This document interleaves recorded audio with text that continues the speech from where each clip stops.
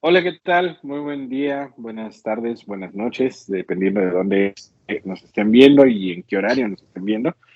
Para mí es un gustazo, como siempre, estar el día de hoy con Ana Paola. Vamos a conversar sobre un tema interesante, que es precisamente el tema de la belleza. Entonces, como habitualmente lo hacemos, la idea no es tanto hacer una búsqueda extenuante de respuestas, sino más de preguntas. Vamos a intentar cuestionarnos algunas cosas y a partir de ello, pues ver a dónde nos lleva esta conversación. Entonces, bienvenida Ana Paula, ¿cómo estás? Hola Carlos, muy bien, muchas gracias. Hoy estamos retomando el tema de lo de la belleza, que es un tema muy interesante y que a mí se me ocurrió en este aspecto porque hace unos días, de hecho también había subido un video donde había expresado que me había caído y que tuve ciertos raspones, moretones y un montón de situaciones en las que a mí me causó mucha extrañeza cómo es que las personas a mi alrededor se expresaban al respecto y tenían el miedo sobre todo en el aspecto en el cómo yo me había deteriorado el rostro, ¿no? Estaba toda hinchada en la parte de acá, con golpes en la parte del pómulo, ¿no? Y de las rodillas, y de hecho también, pues, en la parte de acá creo que no sé si todavía se ve un poco rojo, el hombro, muchas situaciones había, pues, caído de una bicicleta. Entonces, me causó mucha extrañeza cómo, o más bien me pregunté a mí misma si en dado caso, si yo hubiera sido hombre, si me hubieran hecho los mismos comentarios, ¿no? Porque sí fue como de inmediato de que se me empezó a hinchar, a inflamar la parte del pómulo y que me empezó a enrojecer.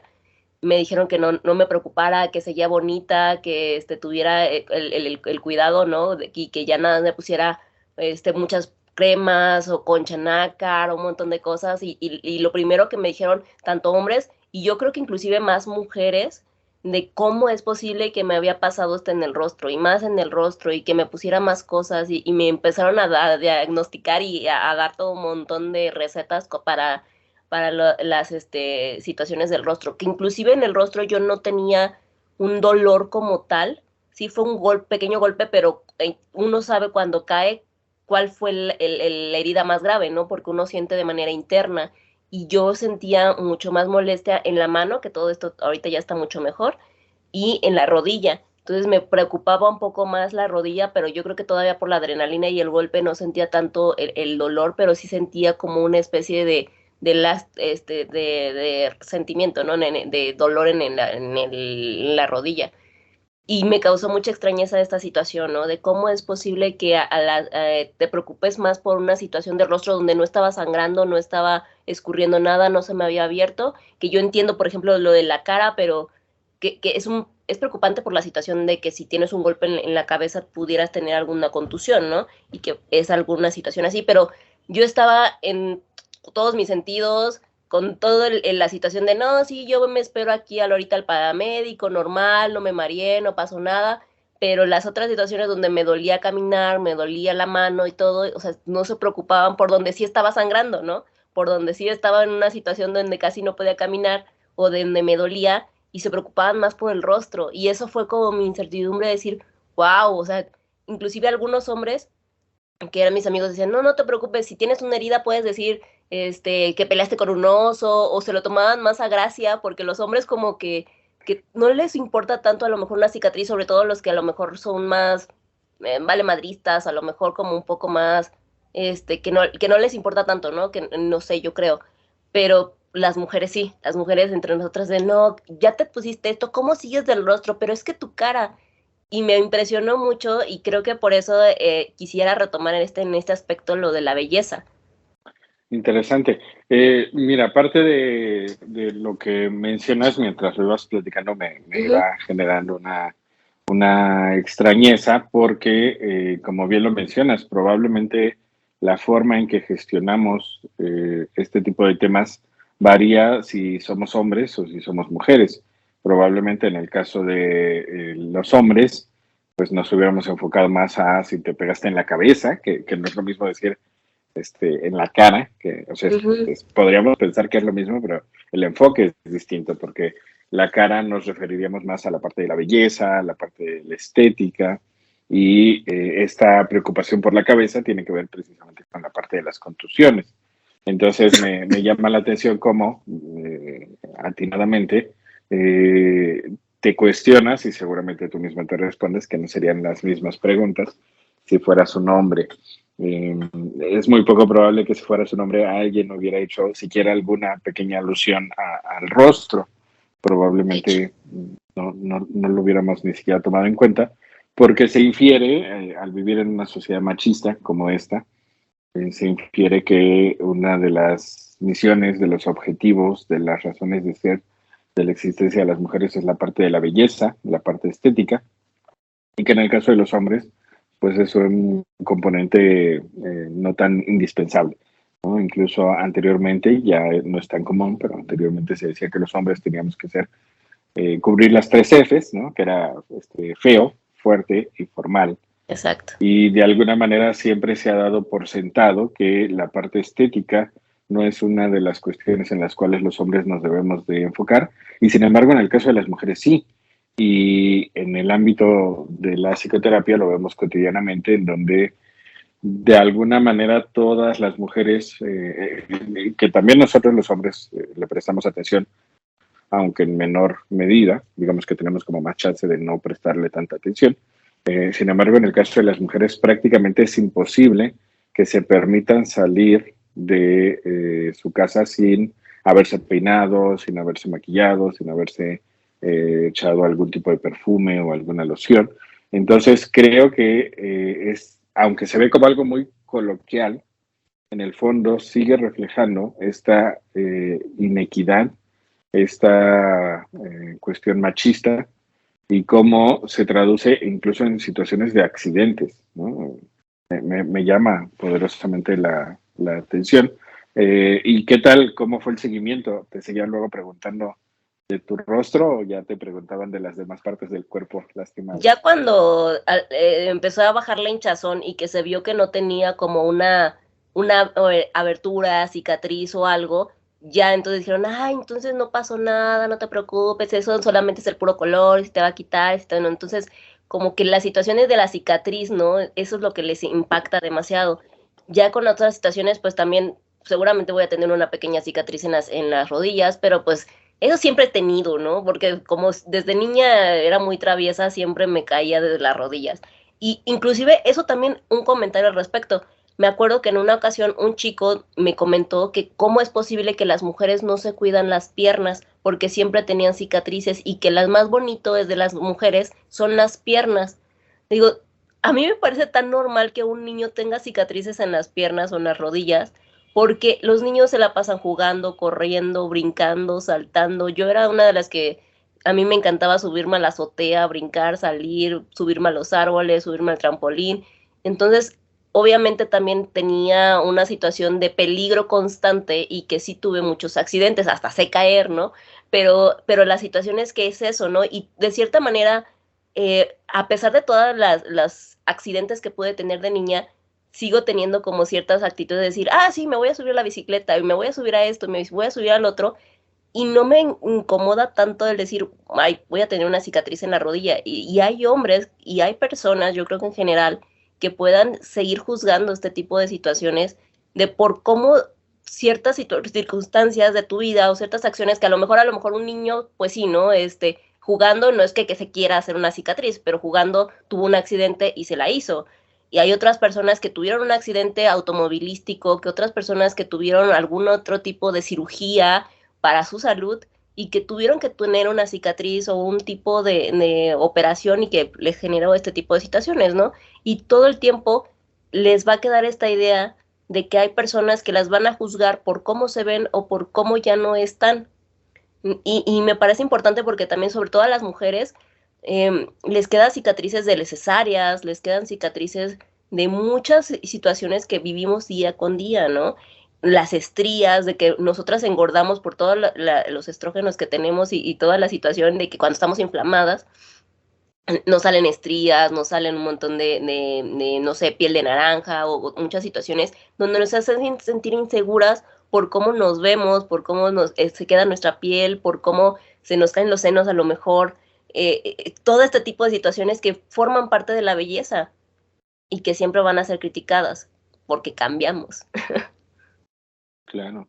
No, y es interesante porque al final, desde el punto de vista eh, psicológico, hemos ido identificando a partir de ciertos rasgos, ciertas características, el cómo somos y de alguna manera nos hemos aferrado a esas características como si realmente esas características nos definieran. Por ejemplo, si yo de repente me quedo pelón, pues en teoría sigo siendo Carlos, aunque ya no tenga pelo. Claro. En teoría me quedo sin barba, pues sigo siendo Carlos, aunque ya no tenga barba. Entonces, el punto al que quiero llegar es que en muchas ocasiones nos han vendido en el sistema en el que estamos, de que todo esto que somos no lo debemos de perder, no debe de cambiar, no se debe de modificar, porque entonces es como si perdiéramos algo que nos define.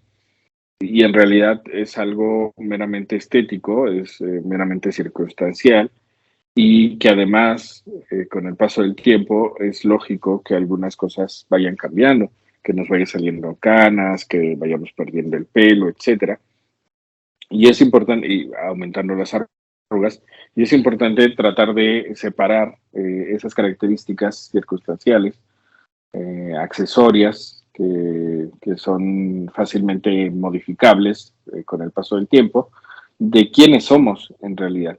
Como que vivimos en un sistema que le ha dado prioridad a la parte estética, a la parte física, a la parte relacionada con la belleza, con vernos bien, que a la parte interior de cómo pensamos, cuáles son nuestras ideas, cuáles son nuestras formas de ver el mundo y de vernos a nosotros mismos. Y creo que al final el hacer este enfoque mucho más prioritario hacia la parte estética que hacia la parte interna, me parece que al final va generando una circunstancia de cierto vacío, porque le he puesto como demasiado interés a lo exterior y no al interior. Es como una casa. Si para mí lo más relevante es cómo se ve de por fuera y no lo que hay por dentro, probablemente lo que voy teniendo es una casa muy bonita desde afuera que está prácticamente vacía o descuidada por dentro. Entonces, me parece que el ámbito de la psicoterapia, los nuevos modelos terapéuticos, lo que intentan es buscar un equilibrio, no irnos del otro lado, porque a veces también el otro lado es la parte estética es irrelevante, no debe importarte, y creo que tampoco es del todo así, porque sí estaríamos hablando de un componente de autocuidado hasta cierto punto, ¿no? Claro. El ponernos bloqueador solar, el de repente intentar que nuestra piel no se dañe, que prestemos atención a la parte estética también es La relevante limpieza. hasta cierto punto. La limpieza, por supuesto. Entonces, creo que al final a las mujeres se les ha enfocado a darle excesiva importancia a ello y a los hombres se nos ha enseñado a no prestarle tanta atención a nuestro propio cuidado estético, aunque sí a prestarle demasiada atención al cuidado estético de nuestra pareja o de las mujeres que nos rodean. Sí. Entonces, creo que al final sigue siendo una muestra del machismo que impera en nuestra sociedad. ¿Cómo ves? Claro. De hecho, me parece interesante también este concepto que mencionas. Bueno, obviamente, creo que hay como dos cosas que quiero retomar, 2 puntos. Uno, que sería el concepto de decir si uno se puede diferenciar de la manera interna de lo externo. Porque no sé si el contexto te construye o tú construyes al contexto. No sé si me explico. No sé si nosotros nos construimos a partir de también cómo nos vemos. El hecho es que si, por ejemplo, puedo llegar a ser racista o no es por cómo yo me veo o cómo el contexto me ha hecho sentir que es, ¿no?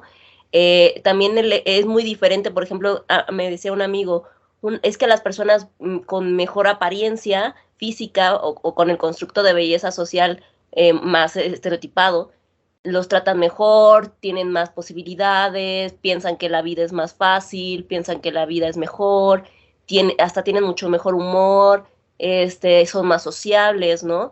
Evidentemente, porque la gente no los rechaza. Y una persona que tiene poca gracia física según el contexto social, son más rechazados, obtienen menos trabajos, obtienen menos beneficios, se les puede decir que inclusive son más hasta dice, creo que hay una estadística que las personas que son más buenas, bueno, visualmente más guapas, tienen menos sentencias que las personas que son menos agraciadas físicamente, ¿no? Entonces, en este tipo de concepto, en verdad nosotros nos forjamos quienes somos de manera interior por nuestro, en diferencia de nuestro exterior, porque al final del día veo que también tengo amigos que se sienten muy inseguros internamente y forjan un carácter arisco, fuerte, enojón, porque se sienten feos, porque no se sienten agraciados. Es más, hay un contexto estereotipado, sobre todo por el mexicano promedio, de que se siente morenito, de que se siente chaparrito, de que se siente con muchas características más indígenas a las personas que tenemos a lo mejor un piel un poco más clarita, que yo no soy güera, pero por ejemplo a mí me dicen, no, pero es que tú eres güera, ¿no? Y eres muy bonita, y yo estoy feo, no sé qué, y yo, pero es que a mí me parece muy racista cómo se autodescribe. Y pues a lo mejor no sé si porque yo lo veo la vida más tranquila y no me he sentido tan rechazada, y él sí se ha sentido mucho más rechazado, y qué es lo que nos construye al final del día. Sí, aquí estaríamos en el clásico dilema de qué fue primero, el huevo o la gallina. Sí, Algunos responden a ese dilema del huevo y la gallina que lo primero que fue es el dinosaurio, porque se supone que las aves sí. evolucionaron de los dinosaurios. Sin embargo, algunos otros refutan siquiera la existencia de los dinosaurios como tal. Ujú. Entonces, bueno, hay de todo en la viña del Señor. El punto es que realmente nosotros nos construimos a partir de nuestra propia observación o nos construimos a partir de la observación que hacen otros de nosotros mismos. En el modelo terapéutico en el cual yo trabajo, parte de lo que se busca es entender la relevancia del contexto en el que estamos.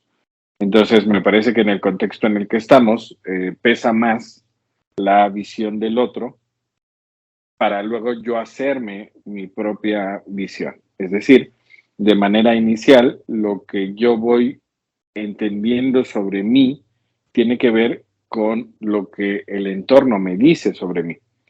Y después, en la infancia, y después de eso, yo voy generando mi propia perspectiva sobre mí.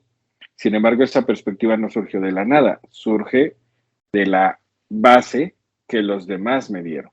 Entonces, podríamos decir que lo primero es un constructo social de mí mismo, es decir, empiezo a verme feo o guapo o inteligente o capaz o inútil, etcétera, en función de lo que mi entorno me va diciendo, tanto en la parte emocional como en la parte estética. Y posteriormente, en la adolescencia, yo ya voy creando mi propio criterio sin tanta necesidad de que los demás lo refuercen o no.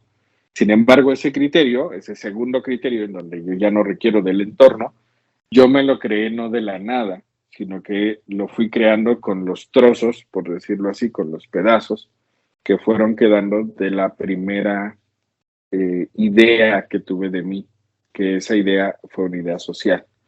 Por eso es tan importante entender que el contexto en el cual yo me desenvuelvo, la familia en la cual yo estoy, el entorno del lugar en el que me desenvuelvo, es muy importante y tratar de generar un entorno lo más sano posible, donde este racismo y este clasismo y esta predominancia de la parte estética no sea tan elevada, porque entonces será muy fácil que yo pueda creerme superior a otros si las características estéticas de la lotería genética me favorecieron, o que yo me crea inferior a los demás si estas características no me tocó el boleto en la rifa.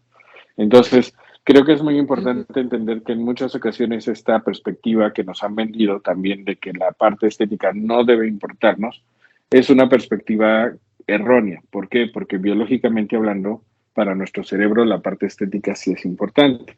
Es decir, lo primero que nos llama la atención, estemos conscientes o no de ello, es la parte estética de una persona, si es que tenemos vista, ¿no? Porque habrá personas que carecen de este sentido y entonces su percepción es evidentemente distinta. Sin embargo, pensando en la gente que ve, los que vemos, lo primero que nos llama la atención de una persona, como para convertirnos en su pareja o intentar que sea nuestra pareja, es la parte estética. Y el sistema en el que vivimos nos hace pensar que esa parte estética no es relevante. Y entonces entramos en un cortocircuito, porque para nuestro cerebro sí es un tema importante, porque es un tema importante, porque biológicamente hablando, cierta estética, cierta simetría del rostro, del cuerpo y ciertas características físicas indican buena salud o de alguna manera predicen una mejor salud, una mejor carga genética, y por eso biológicamente para el cerebro sí es relevante la parte estética. Entonces, cuando socialmente nos intentamos vender la idea de que no es importante, entramos en un cortocircuito porque para mi cerebro sí lo es y yo le estoy diciendo que no debería ser.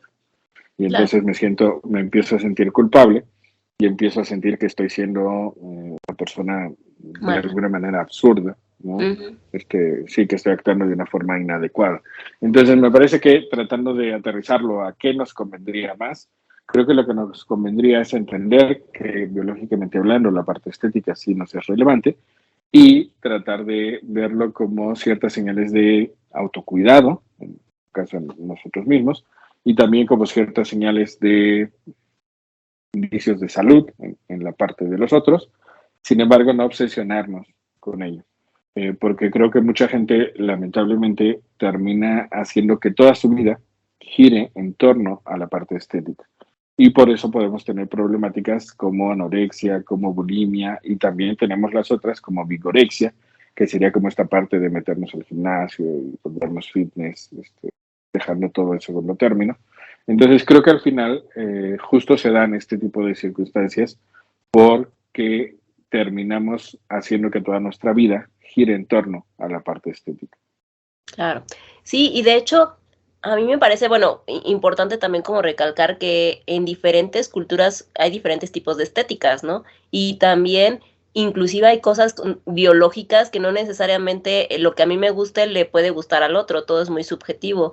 Y también dependiendo de la biología, se supone que hay una química específica que yo puedo ser más compatible con cierto patrón de persona que con otra persona. Y a veces no sabemos por qué nos gusta a alguien y nos atrae más a alguien porque somos más compatibles, ¿no? Y también unos a veces yo creo que se sienten como estresados o muy decepcionados y desilusionados porque no son compatibles para cierta persona y esta persona se va con otra persona inclusive que no es tan agraciada culturalmente como la otra persona. Y es muchas situaciones, ¿no? Entonces involucran también qué es lo que quiere la persona psicológicamente, cómo se siente emocionalmente, químicamente, si es más adaptada a la otra persona que a otra, ¿no?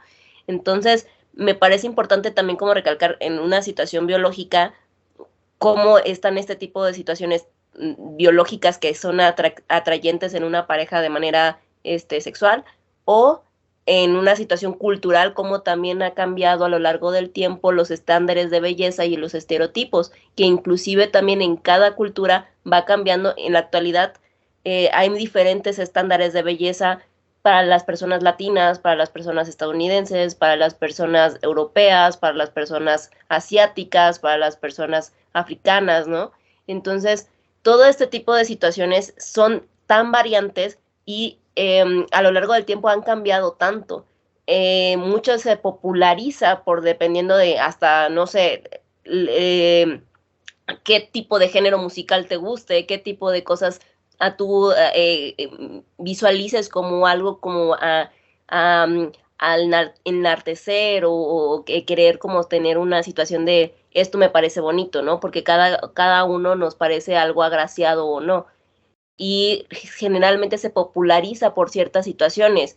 Ya, me imagino que antes, por ejemplo, he escuchado que las personas que eran como de la alta sociedad, como la reina Victoria, eran los que popularizaban los vestidos amplios, ponerse un montón de tocados en el cabello, peinados altos, estos corsets que lastimaban muchísimo a las mujeres, y inclusive ahora qué es lo que ha cambiado mucho en estos días también lo que es la belleza estereotipada de toda Latinoamérica o inclusive de Estados Unidos y Canadá.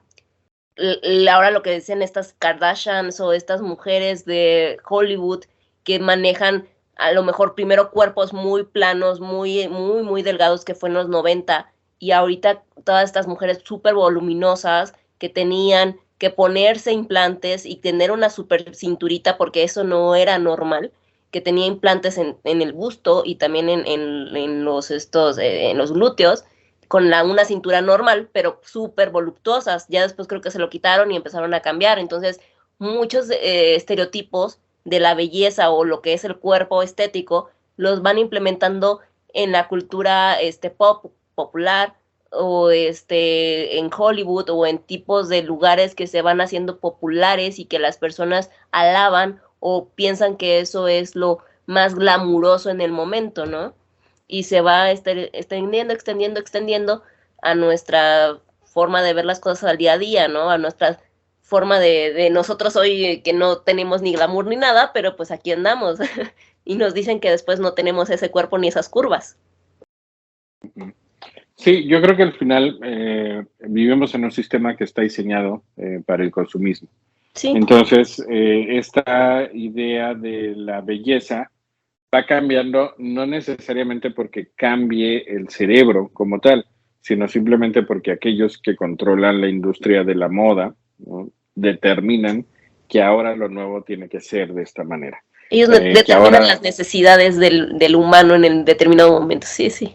Exacto, van creando las necesidades, porque durante mucho tiempo se pensaba, pero ¿por qué en algunas épocas a los hombres les gustaban más las mujeres voluminosas y por qué en otra época les gustaban las más delgadas y por qué? Y parecería que ¿qué está pasando con los gustos de los hombres o de las mujeres que van cambiando tanto, ¿no? Realmente evolucionamos para de una generación a otra ya preferir cosas distintas. La realidad es que no, nuestro cerebro no ha cambiado tanto desde la época de las cavernas, hace 10.000, 15.000 años, que el ser humano sigue con el cerebro prácticamente igual. Lo que ha evolucionado es más nuestra mente. Y entonces, como el cerebro sigue igual, en realidad estos cambios son cambios que el sistema impone, como lo impone a partir de videos, a partir de espectáculos, a partir de cosas que vemos en las redes sociales, en la televisión, etcétera, y que a la larga, luego de tanto verlo por todos lados, nuestro cerebro lo empieza a ver como lo nuevo, como lo adecuado, como aquello a lo que nos tenemos que, de alguna manera, acoplar. Sobre todo, el enfoque está diseñado para que nos impacte con mayor medida a partir de la adolescencia, ¿no? Estaríamos hablando de los 15, de los 12, por poner un número, de los 12 a los 25 años aproximadamente, porque si bien es cierto que legalmente, dependiendo de cada país, uno alcanza la mayoría de edad a partir de cierta edad, por ejemplo en México es a los 18, la realidad es que biológicamente nuestro cerebro sigue siendo adolescente hasta los 25 años, en el caso de los hombres, en el caso de las mujeres aproximadamente a los 21 años. Sin embargo, el parámetro, podríamos decir, de adolescencia biológica sería como de los 12 a los 25 años, y ese es el target. Ese es el target que el sistema de la moda intenta modificar para que a partir de esa edad vayamos incrementando el consumo de nuevas prendas, nuevos alimentos, nuevos programas, nuevas formas de vivir. Y posterior a ello, cuando uno empieza a decir, bueno, yo ya no me ciño tanto con los cambios de la moda, a mí ya no me es tan relevante, quizá es porque ya maduré, esa es una forma de verlo. Sin embargo, otra forma de verlo es que en realidad ya no somos el target. Se ve, por ejemplo, mucho con las películas, ¿no? Dices, o con la música. Dices, pero qué fea música, qué feas películas. Sí. No sé por qué cada vez hacen cosas más feas, ¿no? Y dices, bueno, es que en realidad ya no las hacen para nosotros. Ya las hacen para un target diferente. Ya no somos el target. Bueno, pero justo ahora yo soy quien tiene mayor poder adquisitivo. Sí, pero lo que va pasando es que ya voy comprando aquello que en esa época, cuando fue mi época, cuando yo estaba entre los 2 y los 25, todo aquello que me dijeron que yo tenía que comprar ya se me quedó implementado. Ejemplo, si yo soy usuario de Apple, y probablemente en esa época fue el boom donde me bombardearon para convertirme en usuario de, Y posterior a ello ya no necesitan mandarme muchos comerciales porque yo, de alguna manera, mi cerebro ya aprendió lo que querían que aprendiera. Entonces probablemente ya no necesitan gastar miles de millones de dólares en publicidad para mí, porque probablemente pues yo ya Ya estoy estás dentro. alienado, ya estoy dentro de ese sistema. Sí. Y ya es mi marca, ¿no? Y si lo vemos, todos tenemos como ciertas marcas. E incluso estamos 100% convencidos de que es la mejor marca. ¿Sí? Y eso lo mismo pasa con la parte estética. No, no, esta es la mejor forma de vestir, esta es la mejor forma de verse, esta es la mejor forma de peinarse, esta es la mejor forma de hacer ciertas cosas. Y sí, es verdad, hay mucha gente que aunque supere los 25 años busca lo nuevo y quiere cambiar y hacer cosas distintas, no es el grueso de la población. El grueso de la población tiende a mantenerse como en los mismos, ¿no? Utilizar el mismo tipo de pantalones, o sea, la misma marca de perfume, las mismas marcas de vestidos, de ropa, etcétera. Entonces, creo que al final, esta parte estética, que yo considero que yo sé, porque ya soy un adulto hecho y maduro, que yo sé lo que es bello y lo que no, en realidad no es un concepto que a mí se me haya ocurrido. Más bien me enseñaron que hay ciertas cosas que son bellas y ciertas cosas que no. Pero por eso peleamos con gente más joven, porque a ellos les han enseñado algo diferente. Entonces, esto llega al punto clásico del debate filosófico. ¿La belleza depende del observador o depende del objeto en sí? Es decir, un objeto es bello independientemente de quién lo observe, y al día de hoy la balanza se inclina más a pensar que la belleza tiene que ver con el observador, no con el objeto en sí. ¿Tú cómo ves? Aquí tengo como una duda. Hace tiempo leí un libro que eran referente como a historias que se vivían en situaciones muy complejas en la medicina. Una de ellas eran personas que perdían prácticamente el rostro, ¿no? Sobre todo cuando pasaban en guerras, no sé, como la guerra de Vietnam o este tipo de lugares, les explotaban a lo mejor una bomba y perdían la mitad de su rostro, los tenían que reconfigurar, o sea, restaurar el rostro y nunca quedan igual que ellos, ¿no? O están todas estas mujeres que por el machismo, volvemos a esta situación, les tiran ácido y les tiran un montón de cosas y se desfiguran totalmente. Bueno, por lo que leí en este libro en específico, que era con respecto a ejemplos de guerra, ellos decían que les causaba mucho conflicto el poder verse en un espejo, o sea, les retiraban todos los espejos en un inicio y tenían que pasar por unos largos periodos de estar con psicólogos, psiquiatras, uno por obviamente también estar medicados por todo el dolor y tener todo un equipo alrededor, porque es una situación muy dolorosa y muy compleja, más allá de volver a configurarte como ser y como persona. En este aspecto, la belleza no solamente era no era en sí la belleza, sobre todo en el concepto de que las mujeres somos las que estamos más estereotipadas con el concepto de la belleza, pero para los hombres, cuando pierden totalmente su rostro, no tal cual es un concepto de belleza, es un concepto de identidad. Y eso también me parece interesante porque muchas veces manejamos el concepto de identidad con reflejo de nuestra belleza y nuestra aceptación de lo que este rostro se configura de lo que somos hoy. Yo creo que también eso pasa a lo largo del tiempo, ¿no? Cuando vemos mucho tiempo y ya no somos los mismos. Entonces, en el concepto de que ya habíamos manejado del ser, y cuando es tan contrastante el cambio, ¿hasta qué punto podemos decir bueno, si es en corto tiempo el contraste del cambio, porque a lo mejor pues si es natural no pasa nada y lo vas dando como una aceptación y no lo vas notando tanto, pero si es tan corto el tiempo del cambio, ¿crees que podrías decirle o qué le podrías decir a alguien de decir, chin, se les figuró o pasó esto, pasó el otro? El decirle a una persona, no te preocupes, lo importante es el interior, ¿será válido? Bueno, aquí obviamente hay distintos modelos terapéuticos en el que yo trabajo, que es el modelo de las prácticas narrativas, y asociado con el cognitivo conductual. Me parece que lo que conviene hacer es precisamente no intentar minimizar el impacto que algo tiene para la persona. Es decir, habrá personas que sus mismos recursos y sus mismas habilidades cognitivas les permitan que ese trauma sea menos fuerte que a otras personas.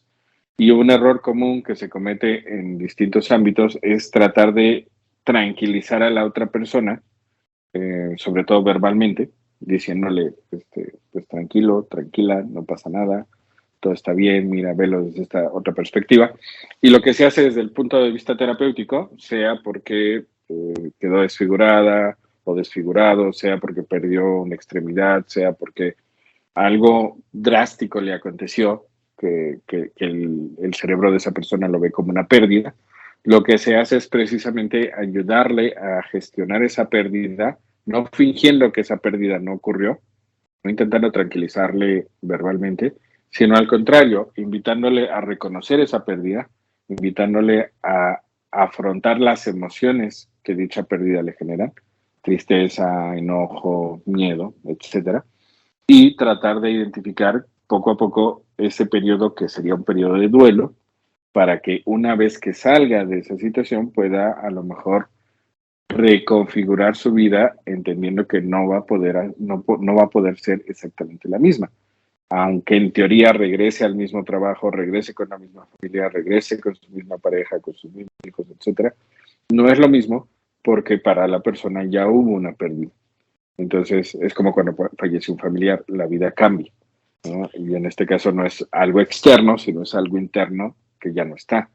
En este caso, ¿qué sería ese rostro con el que se habían acostumbrado a convivir cotidianamente? Entonces, creo que al final parte de lo que se busca en estos nuevos modelos terapéuticos es no intentar minimizar lo que le acontece al otro, ni intentar tranquilizarle. Porque al final tiende a ser una perspectiva un poco como de infantilización del otro. Es así como de, bueno, eh, mejor no hablemos de su rostro desfigurado, mejor no hablemos de su pérdida, mejor tratemos de pintarle una perspectiva bonita, porque si no, se puede poner muy mal. Y al final sigue siendo como un discurso de infantilizar al otro, como cuando de repente en las familias se dicen, no le contemos a la abuelita porque igual se nos pone mal, o no le digamos al tío porque está enfermito y puede ser muy duro para él. Al final todo eso es una forma de pensar que el otro es incapaz de procesar esta información, estas noticias, estas ideas. Y en muchas ocasiones cuando pasa el tiempo, la gente se da cuenta que la otra persona ya sabía o que la otra persona contaba con más recursos para afrontar eso. Entonces, no sé si espero estar contestando adecuadamente esta pregunta. ¿Qué se hace en el ámbito terapéutico? Por lo menos en el modelo en el que yo trabajo, se ayuda a que la gente resignifique esa pérdida, no fingiendo que la pérdida no existe, ni tratando de minimizar el dolor, al contrario, afrontando la, la dificultad que ello conlleva y tratando de que comprendan pues que la vida ya no va a ser igual, porque de alguna manera es como que lo que nos venden, ¿no? Es como, no, no, mira, no pasa nada, todo está bien, la vida sigue, todo regresará a su normalidad y desde este modelo terapéutico al contrario, lo tratamos más bien como de que lo vaya afrontando Es desde que una pasan dos realidad. cosas, ¿no? O los evaden o los victimizan, porque en dado caso como que siempre les intentan ya después facilitar todo, intentar que ellos intenten hacer menos cosas ay, pobrecito, es que no sé qué, ay, pobre, no sé, o en dado caso yo creo que también llegan a un estigma y ellos es a lo que más rechazan, ¿no? Me he dado cuenta que muchas personas que tienen ciertas complejidades, que tienen ciertas dificultades en la vida, han inclusive creo que sobresalido más por lo mismo de que no quieren ayuda de otras personas o intentan demostrar muchas otras cosas a comparación de las personas que entre comillas pues tenemos todas las posibilidades de hacer, ¿no? Entonces, creo que menos quieren hacerse las víctimas y son las que más intentan como normalizar que ellos pueden y son capaces hasta de más. Pero ahí me parece hasta un poco complejo porque en ese momento, ¿no? O sea, sí es un punto difícil donde sé que no van a tener como definitivamente todas las capacidades en el aspecto social, porque seguramente va a haber un rechazo visual y es complejo, o sea, no podemos decir, ay, ya voy a estar con él porque pobrecito, ¿no? O sea, no. Otras personas, por ejemplo, yo no sé, si me dijeran, ay, es que no le puedes rechazar a esta persona porque tiene alguna deficiencia, digo, no, al contrario, tienen que encontrar a alguien que se sienta bien complementado y que se sienta bien y que sean, que en dado caso estén en el mismo punto y que se sientan satisfechos y que se sientan orgullosos. Y si en dado caso yo estaría con una persona así es porque yo me siento atraída con una persona así, pero no porque tiene eso. ¿Me explico? Entonces, hay muchas situaciones que he visto que a veces las quieren victimizar y eso tampoco me parece correcto. No me parece correcto agarrar a una persona de víctima, no me parece correcto facilitarles las cosas tampoco. No sé si me explico. No sé si Claro. ese sería como un Sí, buen camino. bueno, es que aquí también habría que, quizá para otro video, Ujú. cuestionar la etiqueta de víctima, porque justamente creo que en muchas ocasiones se intenta en algunas esferas eh, ayudar a que la gente no se victimice. Sin embargo, en muchas ocasiones es válido que la persona de inicio se considere una víctima. ¿Por qué? Porque cuando la persona no logra procesar correctamente que fue víctima de algo, por ejemplo, las mujeres a las que les echan ácido, ¿no? Okay. Decir, bueno, no, es que está mal que se victimice. Si no se logra de primera instancia aceptar que se fue víctima de una injusticia, de algo inadecuado, de una agresión, de una violencia, es fácil que esa persona, como no logró asumir eso al principio, luego se convierta en una persona que se echa la culpa de lo que le aconteció.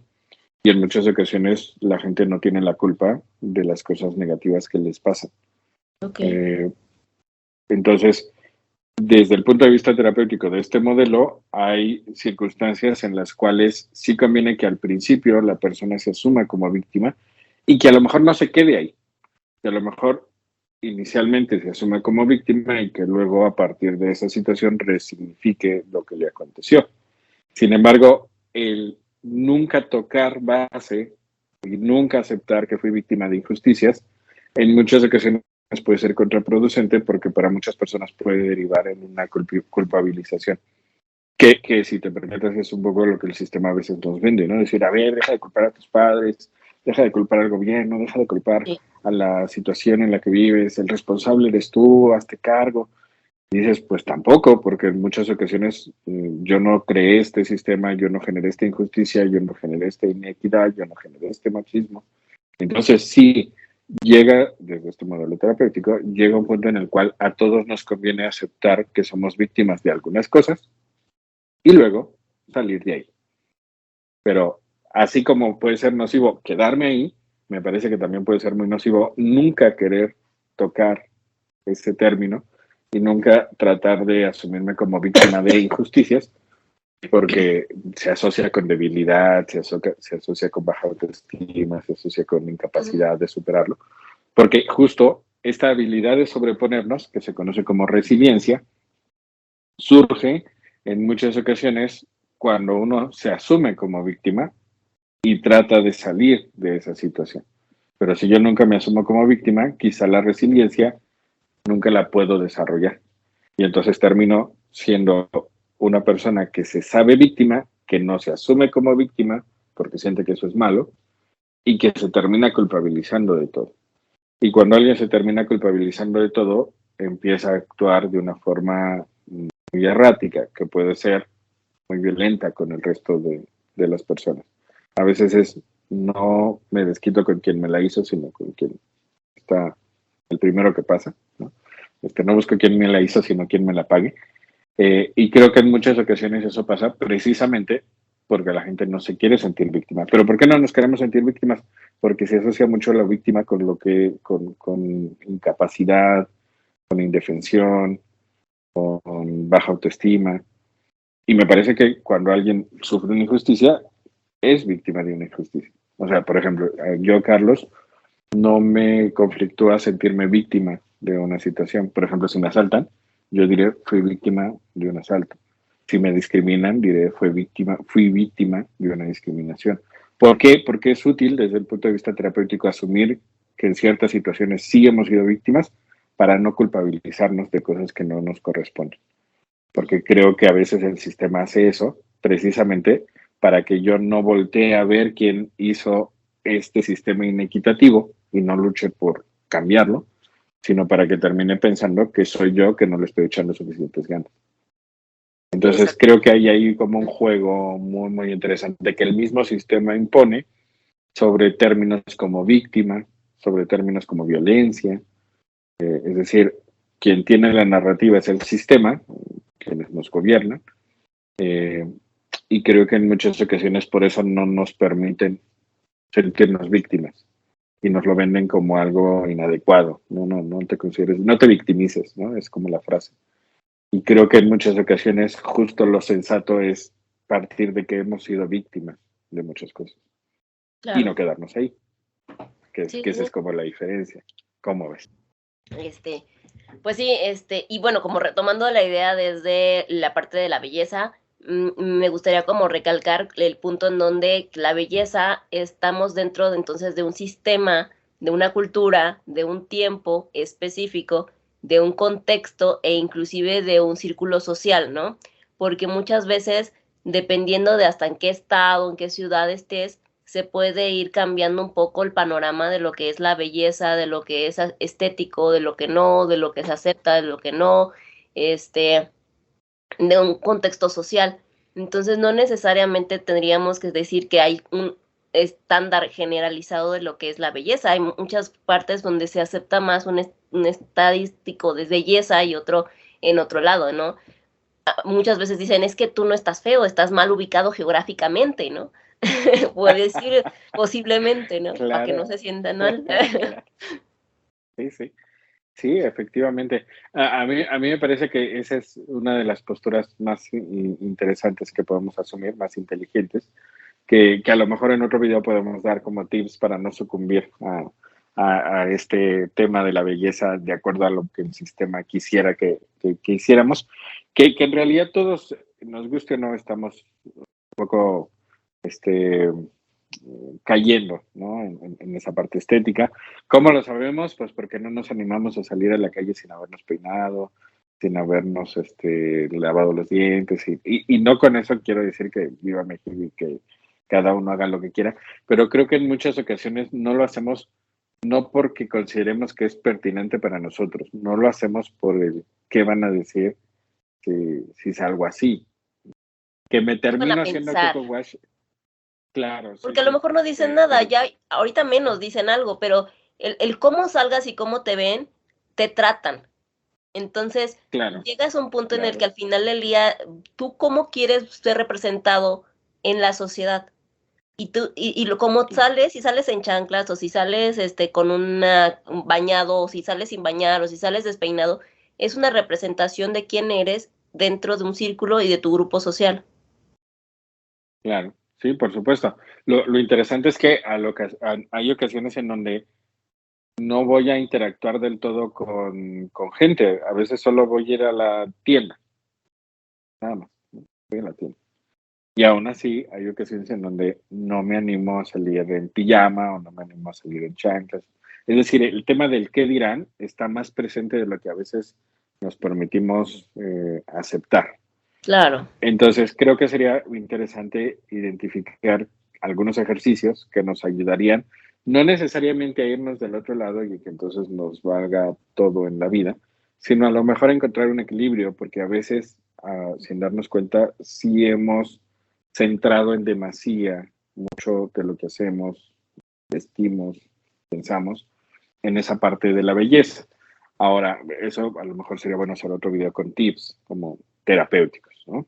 Sin embargo, un poco como para aterrizar esto en este video que estamos el día de hoy haciendo, me parece que sí es pertinente identificar que en muchas ocasiones nos han vendido la idea de que cada uno de nosotros tiene el concepto correcto de qué es la belleza y que si algo para mí no es bello, estéticamente, visualmente, auditivamente, etcétera, en la realidad no es bello. Y me parece que esta postura de decir, bueno, a mí no me parece bello, más no significa que no lo sea para otras personas. Me parece Claro, que, aunque es muy sutil, es un enorme paso. ¿Por qué? Porque ya me permite empezar a cuestionar esta idea de que soy el poseedor de la belleza, del criterio de belleza universal. O dicho de otra manera, que soy el poseedor de la verdad. Lo absoluta. vemos, por ejemplo, con la parte estética que tú mencionabas. Si yo vivo en la Ciudad de México, la vestimenta que tenemos en la Ciudad de México es característica de la Ciudad de México. Por ejemplo, camisitas, ropa Formal. godín, ¿no? Porque hay muchas oficinas. Sin embargo, si me voy a vivir a la playa, probablemente la parte estética sea muy distinta. Si me voy al norte del país, sea muy distinta.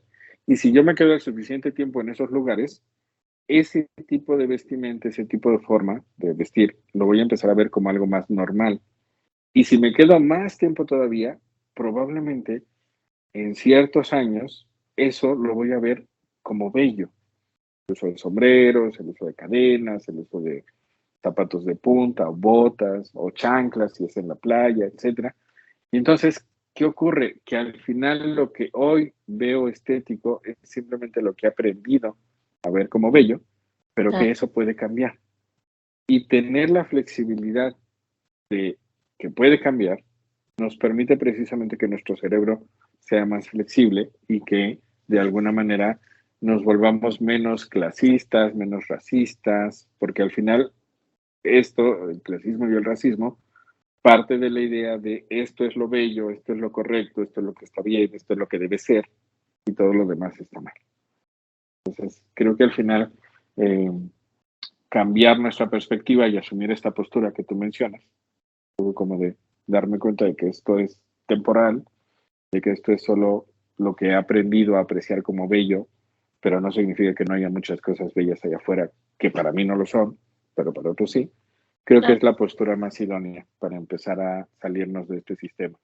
¿Tú cómo ves? Claro, y sí, me gustaría retomar como en otro video otras posturas respecto a lo de la belleza, tips también, y como un concepto donde podamos dar otros ejemplos de belleza. A lo mejor, inclusive, creo que habíamos mencionado en algún momento cómo los animales, por ejemplo, también habían hecho esquemas de belleza y cómo a lo mejor los animales, los machos, son los que tienen que llamar más la atención y a lo largo del tiempo, como también nosotros podemos llegar a un punto en donde no sé si podemos estar en un balance, ¿no? De lo que tenemos que hacer para sentirnos, pues, relativamente bien con nosotros mismos y satisfechos y suficientes y decir que nos sentimos agraciados, no sé, o por lo menos satisfechos, ¿no?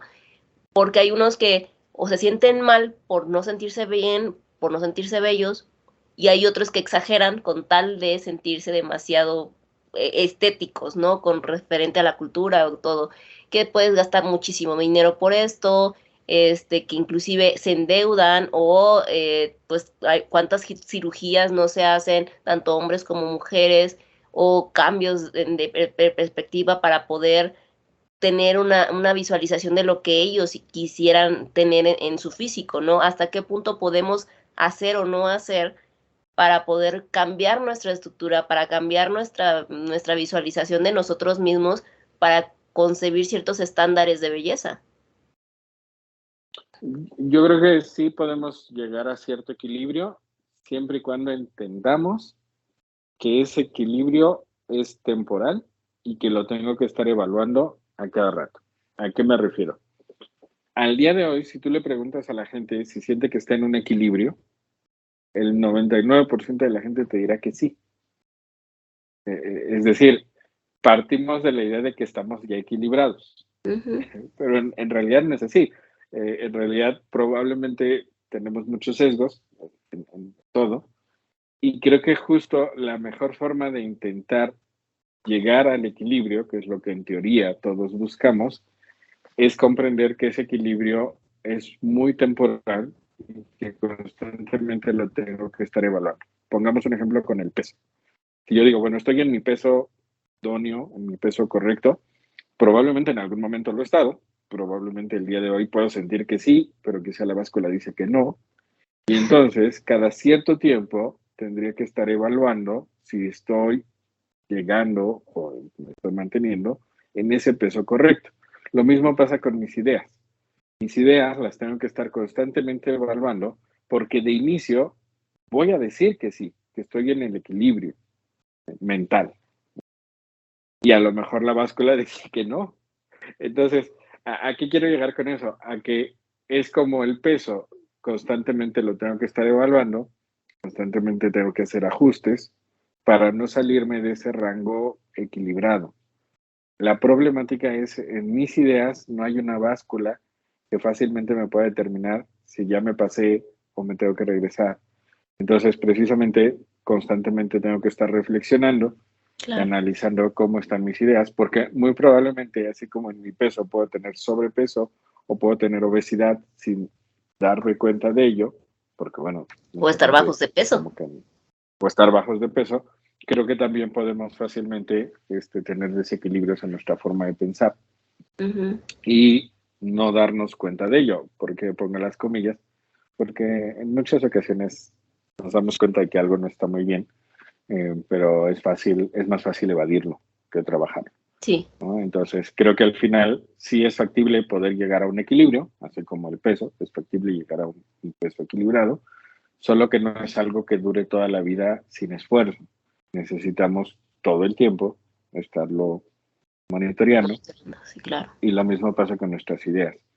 Entonces, así como a la mayoría de la gente, si ahorita le preguntamos si está en su peso, nos dirán que sí, cuando a lo mejor vemos que no, creo que en la parte de las ideas Sí. estamos exactamente en la misma situación. Sí. Todos creemos que estamos en el equilibrio y que los que les falta equilibrarse es a los otros. Sí. Es como en el meme que aparece un soldado nazi y que pregunta, entonces resulta que los malos somos nosotros. Pues sí, como que casi siempre, ¿quiénes son los buenos? Yo y los míos. ¿Quiénes son los malos? Los otros, los que están enfrente de mí.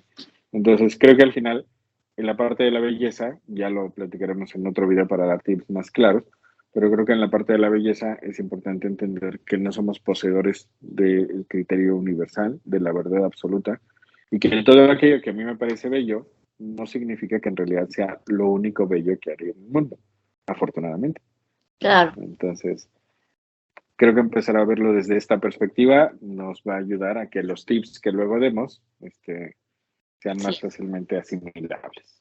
Y de por favor ir monitoreando siempre, porque luego terminan hasta en un quirófano o muertos. Entonces, siempre es mejor ir como viendo hasta qué punto ya me pasé, que sí, que no, ver que también los estándares de la sanidad, ¿no? Al final del día sí es como, tenemos como en claro que es un cuerpo sano, físicamente, entre comillas, por lo menos biológicamente, no fuera de lo estético. Entonces, a partir de ahí ya ir viendo como ciertos parámetros para que también sepamos cuidar de nosotros mismos. Más allá de la belleza siempre es la salud. Y eso sí de tenerlo en claro. Y pues sí, no sé si quieras algún comentario antes de despedirnos. Pues que nos sigan observando en estos videos que vamos a estar haciendo. Ya tenemos algunos ahí en el canal que seguramente les pueden llamar la atención. Y bueno, vamos a también seguir haciendo videos relacionados con la meditación, con la relajación y con estrategias que permitan tener una mejor calidad de vida, porque bueno, al final es parte del objetivo de este canal. Así es. Pues muchas gracias, espero que nos sigan, compartan con las tías, con el grupo de tías que tanto nos buscan. Y pues muchas gracias. Así que les mando un besote. Recuerden que a psicoterapia no va la gente loca, sino la que quiere aprender a existir. ¡Mua! Cuídense mucho.